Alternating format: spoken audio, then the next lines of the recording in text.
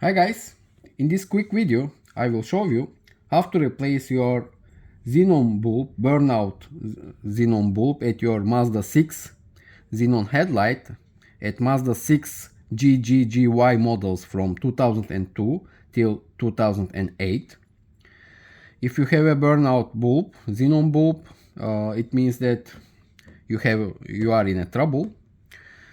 You will understand why I am saying this. Basically, official Mazda manual says that in order to replace the xenon bulb, you have to remove the headlight from the car altogether. And probably you will understand why this is as such. Because behind the xenon headlights, actually, you don't have a sufficient access in order to replace the xenon bulb. As you can see, even when the headlight is off the car, you can see that the access is very limited.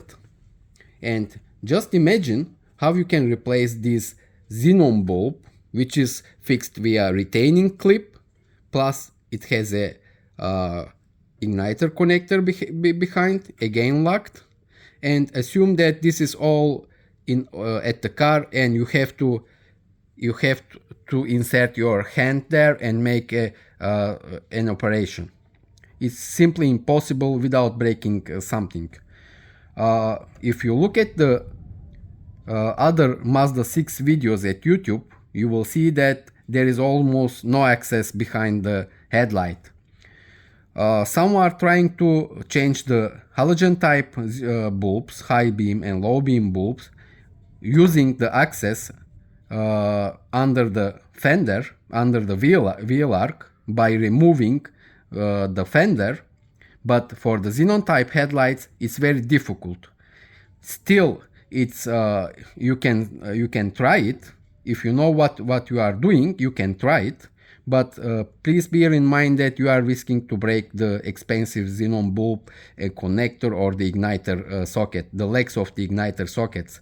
So as stated, the official Mazda repair manual says that you have to remove the headlight from the car altogether, even for a simple bulb replacement. Unfortunately, this is the case. And now I will demonstrate how to replace the xenon bulb at these headlights, and then you will clearly understand why Mazda says to remove the headlight altogether from the car, to remove the bumper, to deal with all hassle and remove the headlight from the car just for a simple bulb replacement. As you can see, you have a back cover there. It's with a locking mechanism. Always observe, it says on top, for instance, even at the back cover, it shows you where the nut should be placed when reinstalling the cover. It's very important. Just always observe this writing top, otherwise you will not be able to fix the rear cover. It will not be in place. It has 3 positions, but no position will be in place. Always observe top writing, and in order to lock it, you have to turn it clockwise, and in order to unlock it, you have to turn counterclockwise. As you can see, it closes very firmly. You need to push firmly in order to lock or unlock.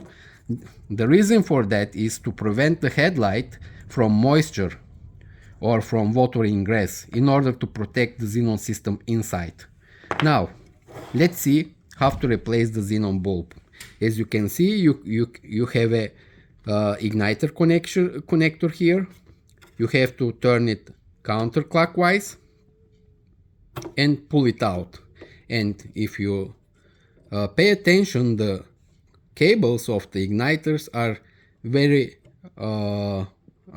very short, and even the igniter connector prevents you to have an access to the xenon bulb. You see, that's why it's always better to remove the headlight altogether from the car. You have a really limited access to work with. So once remove the connector socket, you have a xenon bulb here. As you can see, it's not, it's fixed, firmly fixed. If you pull it out, it will not come out because it's fixed with a retainer clip inside. You also have to unlock the retainer clip by turning it counterclockwise, which is also locked firmly, and then you can get the xenon bulb and the retaining clip. Assuming that this is the faulty one and this is the working one, now you will see how difficult it is to reinsert, replace the bulb, given that there is a very limited access. First of all, you have to insert the xenon bulb, and if you assume that you are doing that on a headlight which is on the car, it's absolutely very difficult. First of all, this bulb should stay there. You should fix it. Then you have to put the retaining clip back in order to lock it. Now it's moving, and at any small vibration it will fall down. First of all, this bulb should be there, and then you have to put the retaining clip.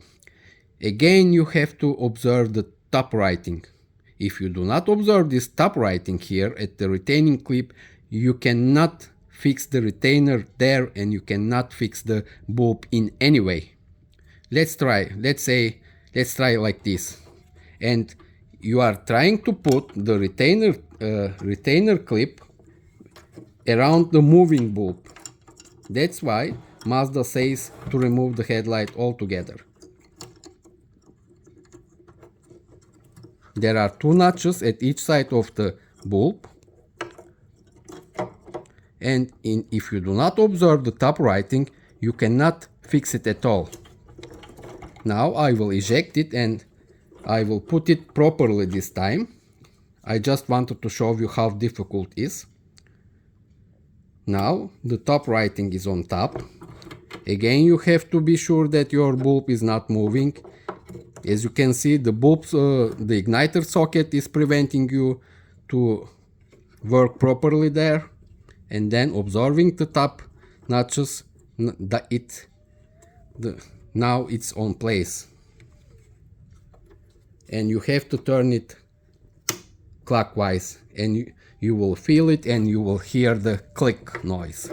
Now, as you can see, the bulb is firmly placed. Even if you want, you cannot eject it. And final stage, you can put the igniter socket back and turn it clockwise. Now everything is at place. And then you have to put the xenon back cover back.